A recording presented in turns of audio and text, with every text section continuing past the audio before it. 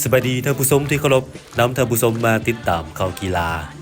มาเบิ่งบรรยากาศขบวนแห่ทนไฟงานมหกรรมกีฬาแห่งชาติครั้งที่12จุดที่3อยู่เมืองศรีโคตรบองเมื่อวันที่21ตุลา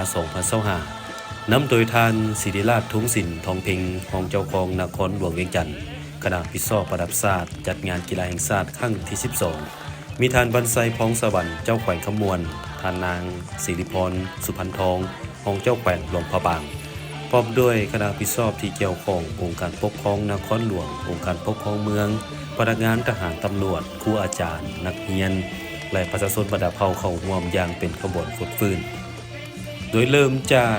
อนุสรณ์ปากประซักสู่สวนเจ้าฟ้างุมผัดเปลี่ยนกันถึงทนไฟแลน3จุดระยะทางจุดละ200 เมตรทางนี้เพื่อปลุกระดมคนกวยให้มวลชนทั่วนครหลวงเวียงจันทน์มาร่วมกันเป็นเจ้าภาพที่ดีเฮ็ดให้งานครั้งนี้ประสบผลสำเร็จอย่างจบงามตามจุดประสงค์และคาดหมายขบวนแห่ทนไฟงานมหกรรมกีฬาแห่งชาติครั้งที่12ที่นครหลวงเวียงจันทน์เป็นเจ้าภาพจะแห่ไปทั่วทุกเมืองของนครหลวงจุดมิตรเมืองสังทองเมื่อวันที่12ตุลาผ่านมาจุดที่2อยู่เมืองนาไซทองวันที่17ตุลาจุดที่3เมืองศรีโคตรบองวันที่21ตุลาและจุดต่อไปจุดที่4จะไปเมืองจันทบุรีวันที่24ตุลาที่จะมาถึงนี้ดังนั้นขอเชิญชวนประชาชนลาวบรรดาเผ่ามาร่วมขบวนแห่ทนไฟอันมีความหมายความสำคัญนี้เพื่อเต้าหุมพลังพร้อมสามัคคีเป็นปึกแผ่นให้ขบวนการและงานครั้งนี้ดำเนินไปด้วยบรรยากาศที่ฟดฟื้นมวลซื่นและได้รับผลสำเร็จตามคาดหมาย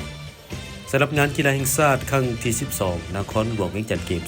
2025จะมีพิธีเปิดฉากทางการวันที่15พฤศจิกายน2025และจะดำเนินการแข่งขันจนไปฮอดวันที่25พฤศจิกายนเป็นมื้อปิดการแข่งขันอย่างเป็นทางการ